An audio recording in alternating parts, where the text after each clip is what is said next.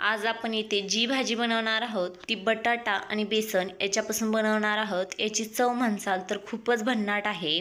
पनीरच्या किंवा नॉनव्हेजच्या भाजीलाही पाठीमागे सारेल अशी ही भाजी आहे। बनवायला एकदम सोपी, खायला एकदम रुचकत आहे। तुम्ही ही भाजी नक्की ट्राय करून बघा, तुम्हाला ही खूपच आवडेल। आवडलीच तर तुमच्या फ्रेंड्स आणि तुमचे फॅमिली मेंबर असतील त्यांना नक्की शेअर करा।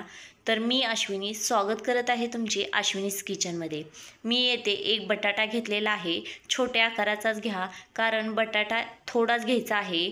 इथे मिक्सर जारमध्ये एक मिरची, 1 इंच अद्रक, 4-5 लसणाच्या पाकळ्या आणि कट करून घेतलेला बटाटा वापरला आहे।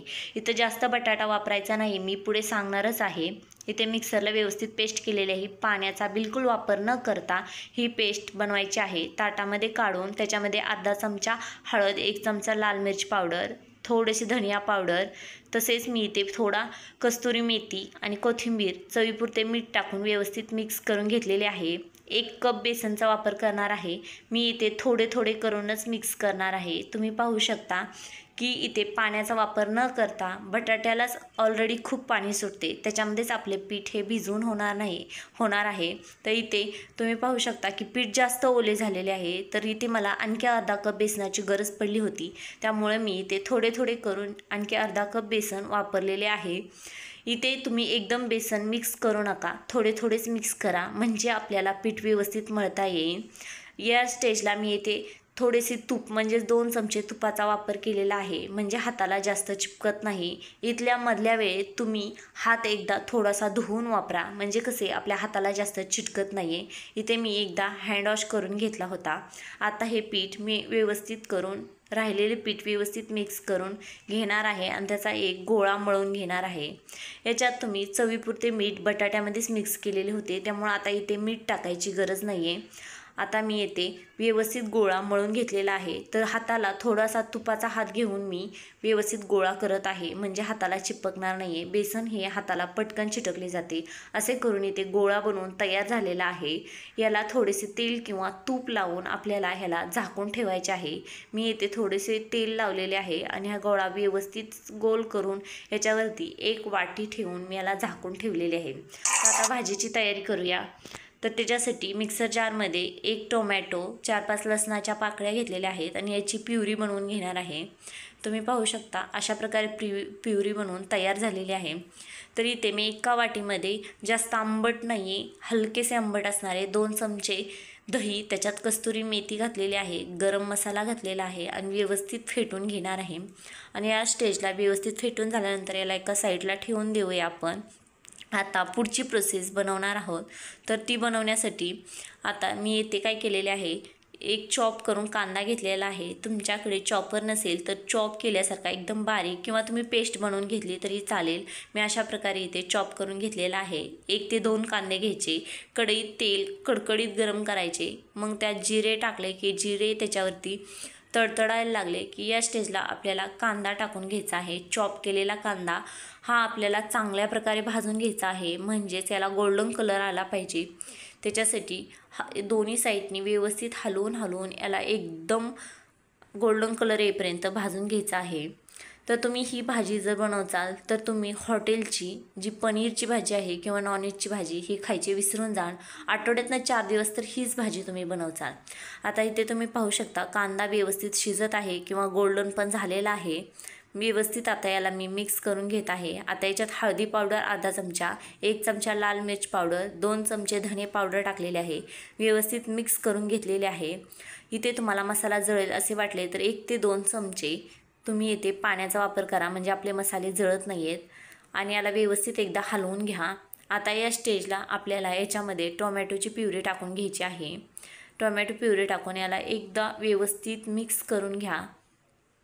चांगल्या प्रकारे दोन्ही साईडने हलवायचे। इथे टोमॅटो कच्चा असल्यामुळं आपल्याला ही टोमॅटोची पेस्ट किंवा ही ग्रेव्ही शिजण्यासाठी जास्त वेळ लागणार आहे, त्याच्यासाठी टोमॅटो पटकन शिजावे म्हणून याच्यामध्ये मी 2 चमचे मिठाचा वापर केलेला आहे आणि याला व्यवस्थित हलवून झाकण ठेवून मी याला थोड्या वेळ शिजू देणार आहे।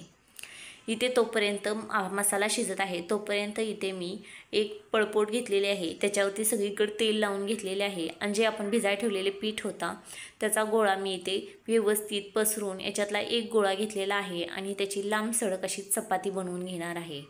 तेल लावून जर बनवली ही चपाती तर ही चपाती चिपकत नाही आहे।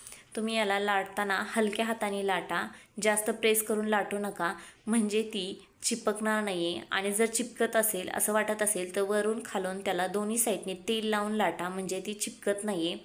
अशा प्रकारे मी इथे पूर्ण चपाती लाटून घेतलेली आहे। तर आता ही लाटलेला आपल्या बटाटे आणि बेसनचा जो होता ना बनवलेला ढो तो व्यवस्थित लाटून झालेला आहे।